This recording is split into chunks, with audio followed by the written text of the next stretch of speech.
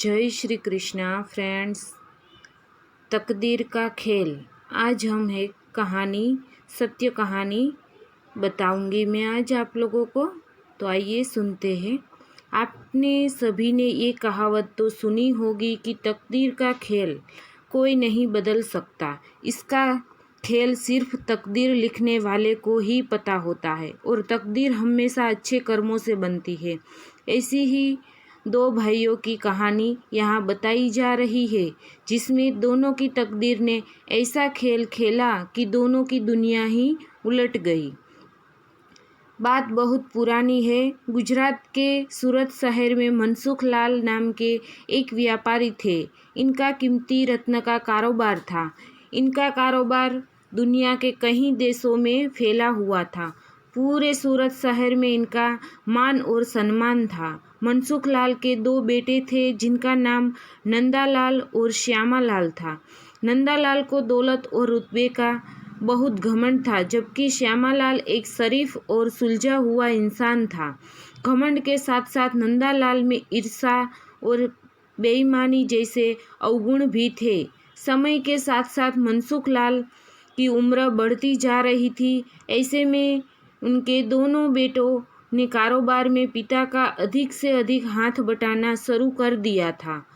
कुछ समय पश्चात मनसुख लाल चल बसे और कारोबार का पूरा भार नंदालाल और श्यामालाल के कंधों पर आ गया। बड़ा भाई होने के नाते नंदालाल ने व्यापारिक फैसलों में अपनी मर्जी की चलानी शुरू कर दी। नंदालाल बेईमानी और मक्कारी भरे फैसले लेने लगा। असली रत्न के नाम पर वह नकली रत्न का व्यापार करने लगा, जिससे उसका मुनाफा बढ़ने लगा।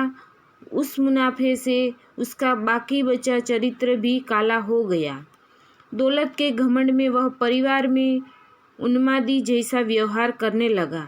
दूसरी तरफ शरीफ और सुलझे हुए श्यामालाल को शुरू में नंदालाल की बेईमानी का इल्म तो नहीं हुआ, परंतु जब उसने उसके व्यापार में परिवर्तन देखा तो पूरे माजरे को समझने में उसे ज़्यादा देर नहीं लगी। घमंडी का सिर नीचा है। नंदालाल की करतूते से श्यामालाल को बड़ा दुख हुआ।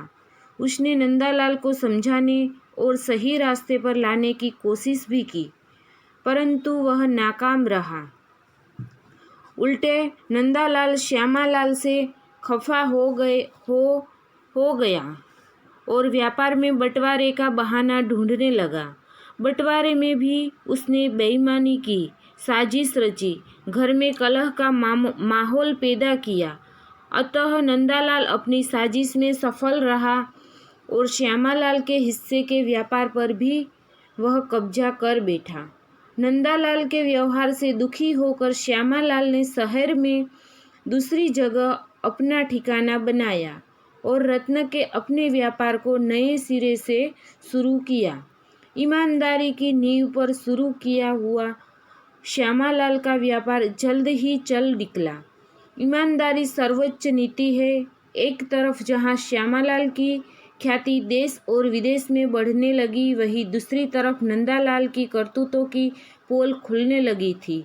नकली रत्न के व्यापार के कारण रत्न बाजार में नंदालाल की साख को जोरदार धक्का लगा और उसके व्यापार का दायरा सिमटने लगा। अतः नौबत यहाँ तक आ गई कि बाहर क्या अपने शहर का भी कोई व्यापारी नंदालाल का नाम लेने से भी तौबा करने लगा। अब तो नौबत यहाँ तक आ गई कि नंदालाल को धन के अभाव में अपना घर, दुकान, सामान तक बेचना पड़ रहा था। जल्दी ही नंदालाल के हाथ से सब कुछ निकल गया और वह परिवार सहित सड़क पर आ गया। अब नंदालाल को अपने किए पर पछतावा हो रहा था, परंतु उसकी तकदीर ने जो खेल खेल दिया था, उससे आसानी से पीछा आना उसके लिए असंभव नहीं था। दूसरी तरफ श्यामालाल की तकदीर का खेल था, जिसकी बदौलत वह रंक से राजा बन गया था। जब नंदालाल की बदहाली की खबर श्यामालाल को लगी तो उसे बड़ा दुख हुआ, पुरानी बातों को भूलकर वह भागा भागा अपने बड़े भाई नंदालाल के पास पहुंचा और नंदालाल के लाख मना करने के बाद भी उसे परिवार सहित अपने पास ले आया। यह भी तकदीर का ही खेल था कि जिस भाई के साथ नंदालाल ने बदसलूकी कर उसे सड़क पर पहुंचा दिया था, वही भाई आज उसे सड़क से उठाकर अपने घर में ले आया था। कहानी से शिक्षा, मोरल ऑफ द स्टोरी। तो इस कहानी से यह शिक्षा मिलती है कि तकदीर कब किसके साथ क्या खेल दे, इसका अंदाज़ा कोई नहीं लगा सकता। हाँ, इतना ज़रूर है कि आपके कर्म ही आपकी तकदीर लिखते हैं। जिस तरह नंदालाल और श्यामालाल के कर्मों के आधार पर तकदीर ने उसके साथ खेल खेला था, उसी तरह अच्छे कर्म करते रहना चाहिए। क्या पता कल तकदीर आपके साथ क्या खेल खेल जाए। इसलिए कहते हैं तकदीर का खेल निराला है। सही बात है। जय श्री कृष्णा। Thank you.